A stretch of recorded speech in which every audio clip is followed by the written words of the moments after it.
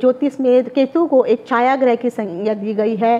केतु का अपना कोई भी अस्तित्व नहीं है, ना तो भौतिक रूप में उनका कोई पिंड पाया जाता है। लेकिन गोचर के अनुसार जब भी यह राशि परिवर्तन या नक्षत्र परिवर्तन करते हैं तो सभी के जीवन पर कुछ न कुछ शुभ या अशुभ फल या असर छोड़ते ही हैं। केतु को चंद्रमा के दक्षिण के छोर में माना जाता है। आमतौर पर देखा जाए तो केतु को अशुभ ग्रह की संज्ञा दी गई है, लेकिन अगर आप देखेंगे तो नव ग्रहों में से सिर्फ केतु ही एक ऐसा ग्रह है जिसे मोक्ष का कारक माना जाता है। तो केतु अगर आपकी कुंडली में सही है तो मोक्ष, अध्यात्म, ज्ञान, रहस्यवाद और मानसिक स्थितियों को भी केतु दर्शाता है। शुभ स्थिति में अगर केतु होता है तो जातक ज्ञानी बनता है। अशुभ स्थिति में अगर केतु होता है तो अचानक ही जातक के अंदर कुछ बिना सोचे समझे जो है गलत फैसले लेने की प्रवृत्ति आ जाती है।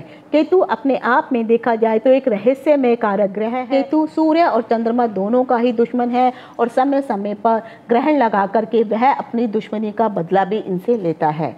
10 नवंबर 2024 को केतु ने नक्षत्र परिवर्तन किया है।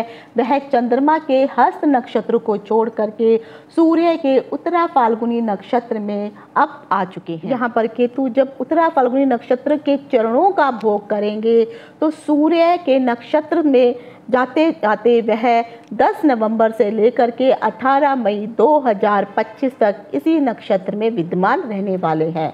तो केतु की यह जो मूवमेंट है वह कन्या राशि में ही रहने वाली है और 18 मई 2025 को वह अपना राशि परिवर्तन भी कर लेंगे। उत्तरा फाल्गुनी नक्षत्र के अगर आप स्वामी देखेंगे तो सूर्य होते हैं और सूर्य सिंह राशि के स्वामी होते हैं। राहु केतु हमेशा वक्रत्व चाल चलते हैं, इसीलिए वह ग्रहों और राशियों और नक्षत्रों में उल्टा विचरण करते हैं। तो पहले वह कन्या राशि में, तुला राशि में थे, तुला से कन्या में, और उसके पश्चात वह सिंह राशि में विचरण करेंगे।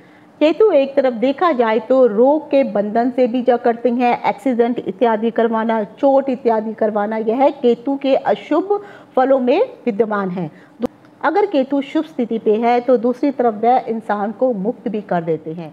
केतु जब उत्तरा फाल्गुनी नक्षत्र में आएंगे तो केतु क्योंकि जो है मोक्ष का कारक है, कन्या राशि में विद्यमान है और यह सूर्य के नक्षत्र में आने वाले हैं, तो केतु सूर्य को ग्रहण भी लगाते हैं। तो जब सूर्य के नक्षत्र में केतु जो है विचरण करेंगे तो दो ऑपोजिट एनर्जियां आपस में टकराएंगी और यह आपको एक विलक्षण रिजल्ट भी आपके जीवन में देने वाले हैं।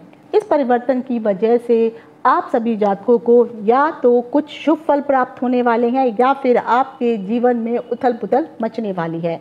वैदिक पंचांग के अनुसार अगर आप देखेंगे तो केतु ने 10 नवंबर को रात के 11:31 पर अर्थात कल जो संडे का दिन था तो रविवार के दिन उत्तरा फाल्गुनी नक्षत्र में उन्होंने प्रवेश किया था और इस राशि में वह 18 मई 2025 तक विद्यमान रहने वाले हैं।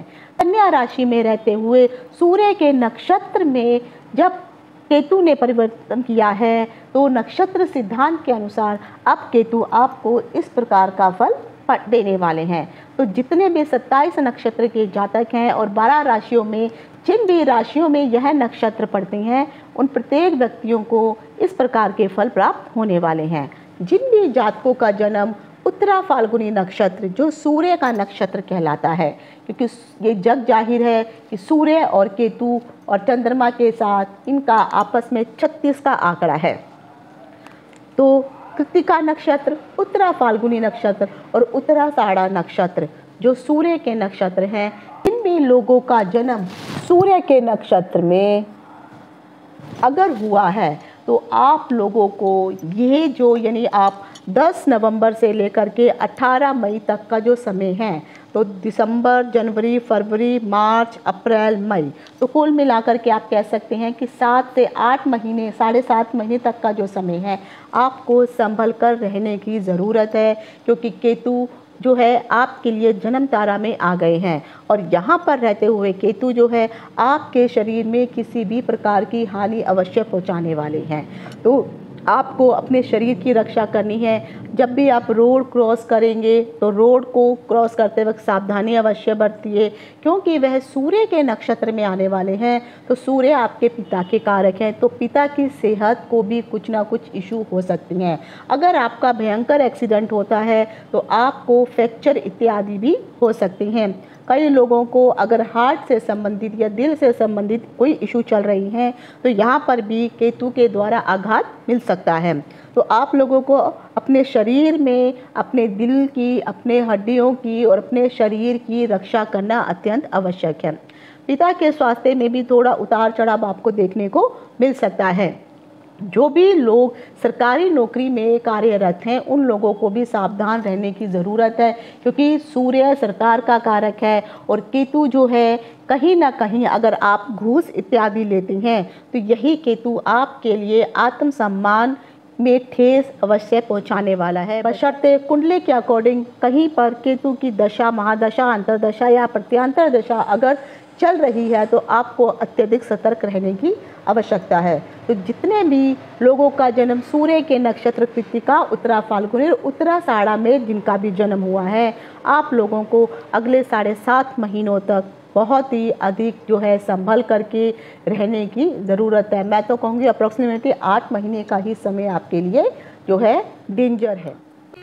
एस्ट्रो डिम्पल शांडिल्या का आप सभी को नमस्कार। वीडियो में दी गई जानकारी अगर आपको पसंद आई है तो इसका लिंक मैंने डिस्क्रिप्शन बॉक्स में दिया है।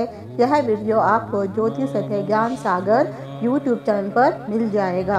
अगर आपको ये चैनल में दी गई जानकारी पसंद आती है तो इस चैनल को लाइक, शेयर, सब्सक्राइब अवश्य करें। वीडियो देखने के लिए आप सभी का धन्यवाद।